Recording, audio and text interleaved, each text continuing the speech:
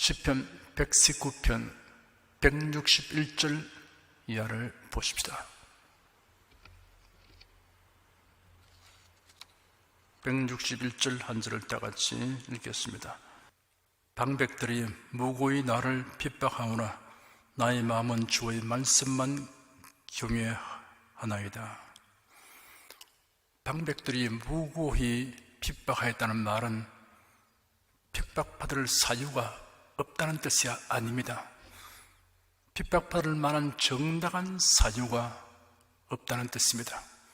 그 사유가 방백들의 부정과 불의에 동참하지 않거나 용납하지 않기 때문이므로 부당한 사유였던 것입니다.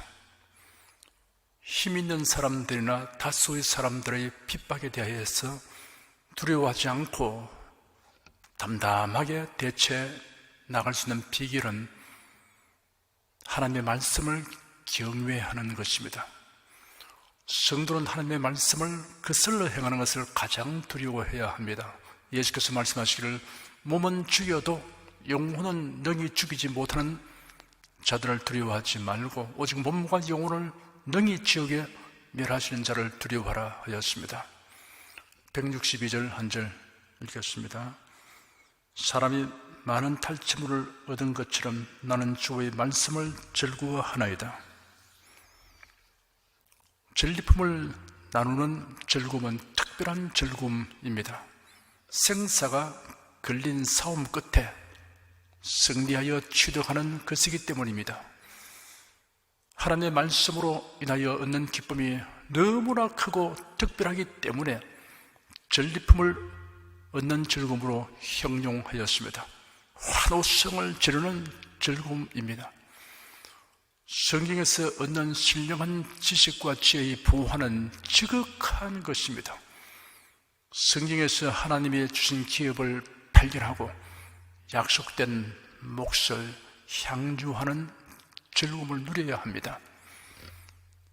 전리품을 얻기까지는 격렬한 싸움의 과정이 있듯이 말씀에서 부활을 얻기까지는 낮아지고 깨어진 마음으로 읽고 듣고 묵상하고 적용하는 과정이 필요합니다. 하나님의 말씀을 통하여 그리스도에 대하여 알고 깨닫게 되면 감추어진 부활을 발견하는 것이 됩니다. 골로새서 2장에 기록되기를 내가 너희와 라오디게아에 있는 자들과 무릇 내 육신의 얼굴을 보지 못한 자들을 위하여 어떻게 힘쓰는 것을 너희가 알기를 원하노니 이런 죄로 마음의 위안을 받고 사랑 안에서 연합하여 원만한 이해의 모든 부요에 이르러 하나님의 비밀인 그리스도를 깨닫게 하려 함이라.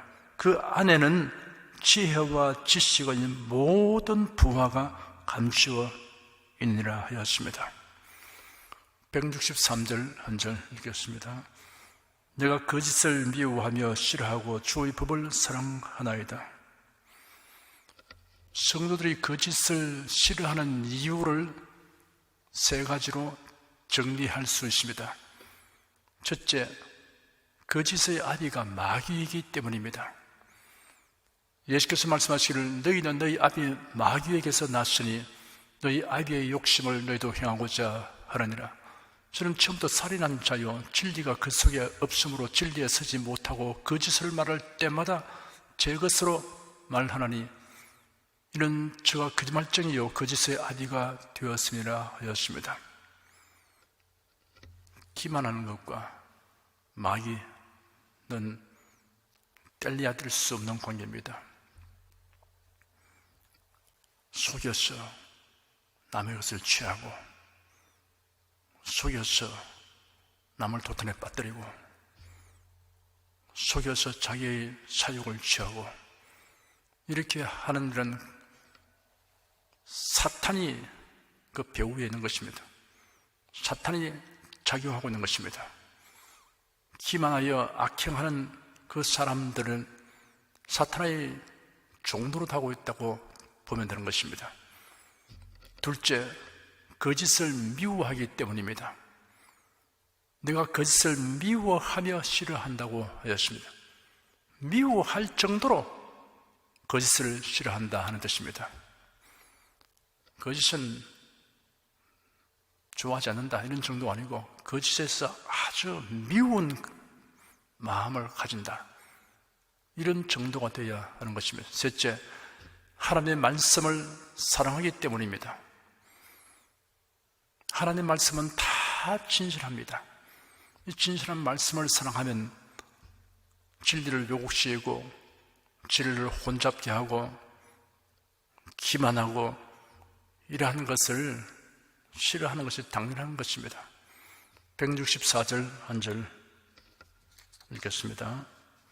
주의 의로운 규례를 위하여 내가 하루 7번씩 주를 찬양하나이다. 하루 7번씩 찬양한다는 말은 숫자적인 의미 이상입니다. 찬송으로 이어지는 생활을 한다는 의미입니다. 주의 의로운 말씀으로 인하여 찬양한다고 하였습니다. 하나님의 말씀을 읽고 들으며 묵상하면 찬양하게 됩니다.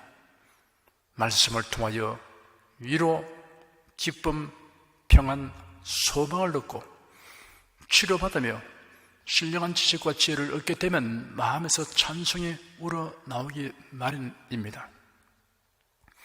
여러분 그런 경험들을 많이 할 겁니다. 하나님 말씀을 읽고 감격하여 눈물을 흘리고 하나님 말씀을 읽고 마음에 큰 위로를 받게 되고 말씀을 읽고 진리를 깨닫게 되었을 때 하나님 감사합니다. 찬양을 받아주십시오. 이런 마음이 생기는 것입니다. 그래서 찬송을 부르게 됩니다. 165절 한 절 읽겠습니다. 주의 법을 사랑하는 자에는 큰 평안이 있으니 저에게 장애물이 없으리이다. 하나님의 말씀을 사랑하는 사람이 체험할 수 있는 두 가지 유익에 대하여 언급하였습니다. 첫째, 큰 평안이 있다고 하였습니다. 세상을 사랑하면 근심이 떠나지 않습니다. 그 사랑함으로 얻는 어떤 즐거움도 있고 따르는 어떤 이익도 있겠지만 세상 것에 대한 사랑에는 그에 따른 또 다른 슬픔, 고통 있는 것입니다. 하나님 말씀을 사랑하면 우리 주님께서 주시는 귀한 평안이 임합니다. 순전한 평안입니다. 세상의 줄 것과 다른 평안입니다. 예수께서 말씀하시기를 평안을 너희에게 끼치노니 곧 나의 평안을 너희에게 주노라. 내가 너희에게 주는 것은 세상에 주는 것 같이 아니하니라. 너희는 마음에 근심도 말고 두려워하지도 말라 하였습니다. 우리 주님께로부터 부어진 평안, 이런 평안은 세상에서 얻을 수가 있는 것이 아닙니다. 또 세상에 빼앗아갈 수 없습니다.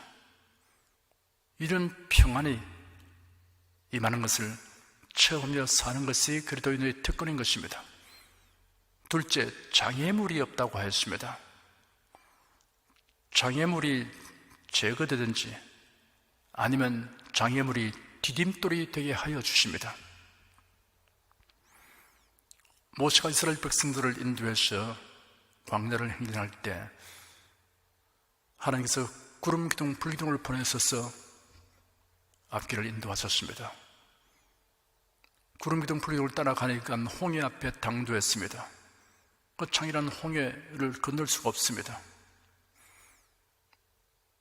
그런데 얼마 후에 애국 군대가 추격해 오는 것을 보았습니다. 이스라엘 백성을 다시 사로잡기 위해서 바로의 병거와 마병들, 군사들이 달려오는 것입니다. 앞이란 창이란 홍해, 좌우에는 높은 고원, 뒤에는 애국 군대, 진퇴양난이 된 것입니다. 그들이 저 홍해만 없으면 달려가 보겠는데 그 홍해가 장애가 된 것입니다. 하나님께서 어떻게 하셨습니까? 하나님께서 모세에게 명한 대로 모세가 손에 지팡이를 잡고 손을 내밀어 홍해를 갈라지라고 하니 하나님의 동풍을 보내어서 바닷물을 좌우로 쳐서 바닷물이 쫙 갈라지고 물이 좌우에 벽이 되어 있었습니다. 이것은 자연 법칙에 어긋나는 것이지만 자연 법칙을 만드신 분이 하나님이십니다. 하나님께서 이 물이 보호벽이 되게 만든 것입니다. 바다 사이로 이스라엘 백성이 다 건너갔습니다. 구름 기둥이 가리워서 앞을 보지 못하던 애굽 사람들이 구름 기둥이 다시 옮겨가자 놀라운 장관을 보았습니다. 저것 봐라, 지금 웬일이냐? 깊이 생각할 겨를도 없이 우리도 쫓아가서 잡자. 그래서 뒤따라 들어갔습니다. 이미 이스라엘 백성은 다 건너갔습니다. 하나님의 명한 대로 모세가 다시 손을 내밀니까 바닷물이 합쳐서 애국 군대는 다 수장되고 말았습니다.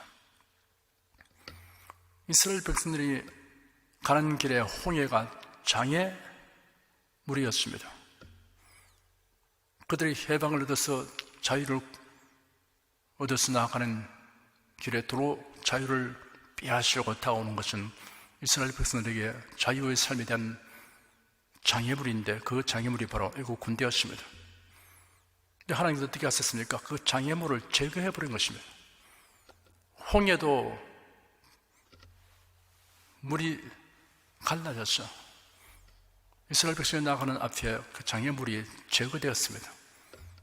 추격하는 애국 군대도 하나님께서 수장시켜서 제거해버렸습니다. 이렇게 하나님께서 장애물을 제거하는 경우도 있고, 이 장애물을 오래 발전과 상상과 진보를 위한 디딤돌이 되기도 하시는 것입니다. 아주 적절한 예가 많이 있는데 그 중에 요셉이 경험한 일이 가장 탁월합니다. 요셉은 하나님이 주신 꿈을 꿨는데 그것은 계시적인 꿈이었으며 장래될 일을 하나님이 보여준 것입니다. 그 꿈의 본대로 하면 굉장히 희망차고 발전적이고 하는 꿈이었습니다. 그런 일이 다가온다는 것입니다. 근데 실제는 어떻게 했습니까?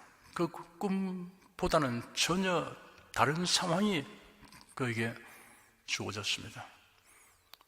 아버지의 심부름으로 형들이 양치는 곳에 갔더니 형들이 요셉을 보고서 일어나고 요셉을 잡아서 죽이려고 구덩이에 던졌습니다. 그러다가 지나간 대상들을 보고 또 팔아넘겼습니다. 요셉이 하나님의 주신 그 꿈을 받아들이고 희망이 가득 찼습니다. 그런 날이 그 앞에 다가오는 것을 바라보고 미리 절구했습니다. 그런데 장애물이 생겼습니다. 형들이 장애물이었습니다. 그가 바라던 것이 이루어지지 못하게 막는 장애물이었습니다. 애굽에 팔려서 노예시장에서 그가 보디발 장관의 집에 노예로 팔려갔습니다. 시위대장의 집입니다. 하도 성실하고 열심히 맡은 일을 하니까 그 장관이 감동했습니다. 이런 노예를 처음 봤다. 저렇게 영특하고 부지런하고 성실한 종은 처음 봤다. 그래서 요셉을 온 그 집안일을 다 돌보는 총무로 삼았습니다. 그런데 장관의 아내에게 몸을 팔아서 그는 사형수가 들어가는 감옥에 투옥되었습니다. 사형수 아내가 그게는 장애물이었습니다. 이제 좀 희망이 보인다.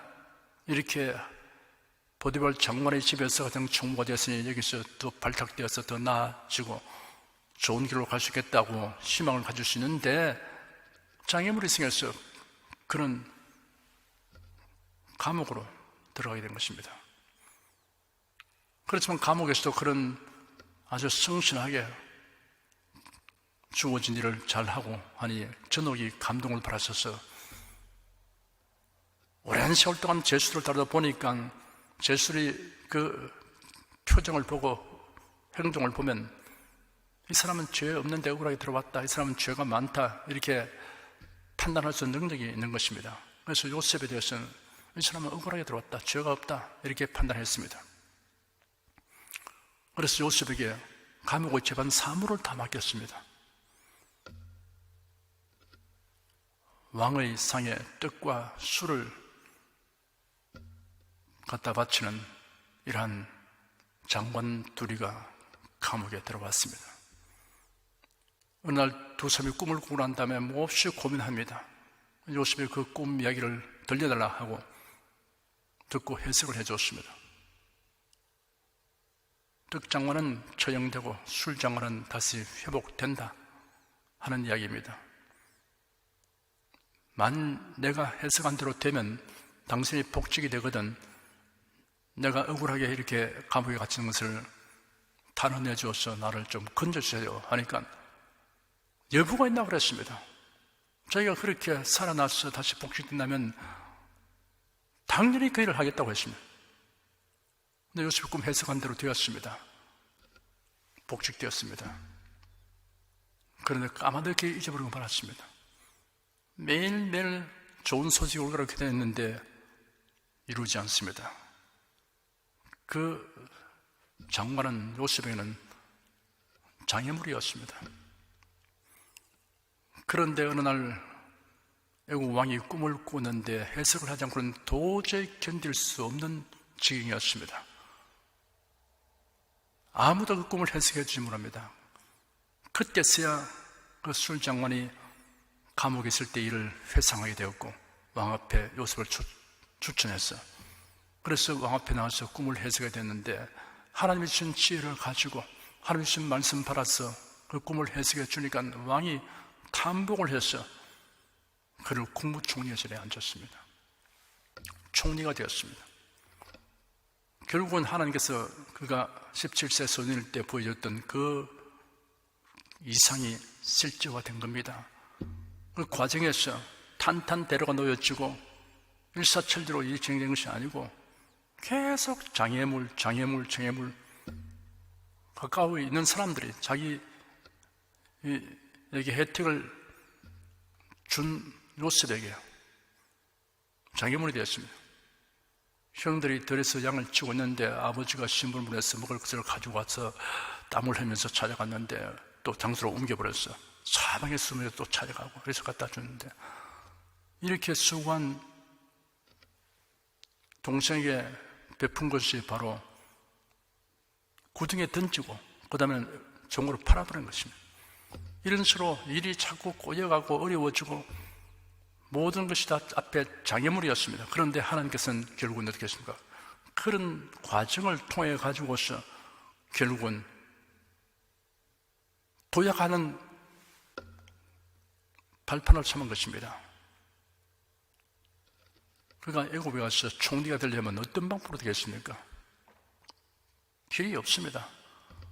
그런데 하나님께서는 순식간에 애굽 총리로 올라갈 수 있도록 하나씩 도약대를 놓아셔서 그래서 뛰어오르게 한 것입니다. 하나님 말씀을 경외하고 살아가는 모든 자에게, 말씀을 사랑하는 모든 자에게 하나님이 이러한 일을 행하여 주십니다. 166절 한 절 다 같이 읽겠습니다. 여호와여, 내가 주의 구원을 바라며 주의 계명을 행하였나이다. 주의 계명을 행하게 되면 주의 구원을 바랄 수 있는 담대함을 얻게 됩니다.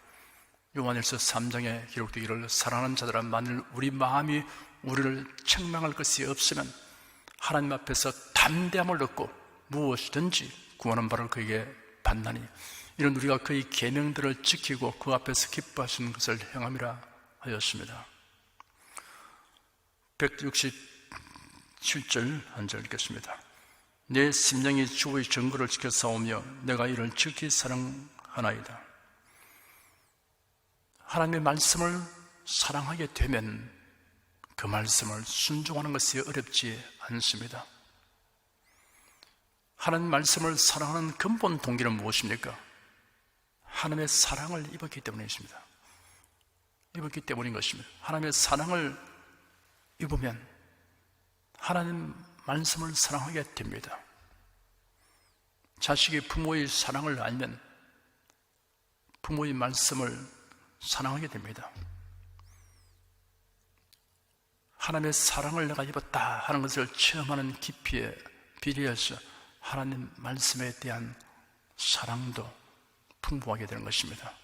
168절 한 절 읽겠습니다. 내가 주의 법도와 증거를 지켜 싸우니 나의 모든 행위가 주의 앞에 있음이니이다.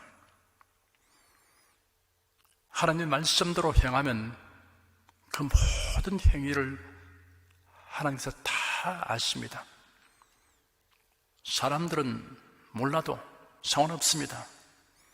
하나님이 아시면 우리에게는 그것이 행복인 것입니다. 예수께서 말씀하시기를 너는 구제할 때 오른손이 하는 것을 왼손이 모르게 하여 네 구제함이 은밀하게 하라. 은밀한 중에 보시는 너희 아버지가 갚으시리라. 너는 기도할 때 네 골방에 들어가 문을 닫고 은밀한 중에 계신 내 아버지께 기도하라. 은밀한 중에 보시는 내 아버지께서 갚으시리라 하였습니다.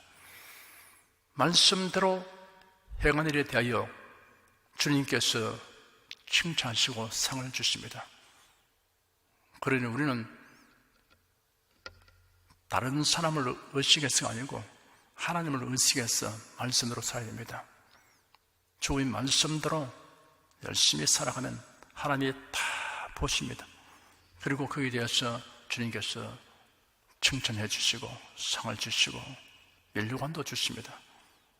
주의 말씀대로 사는 것만 해도 우리에게는 다행이고 기쁨이고 행복인데 또 그 위에 누르고 흔들어 넘치게 주시기를 원하시는 하나님께서 그것을 낱낱이 다 보시고 기억하시고 거기에 대해서 주님께서 또 상도 주십니다.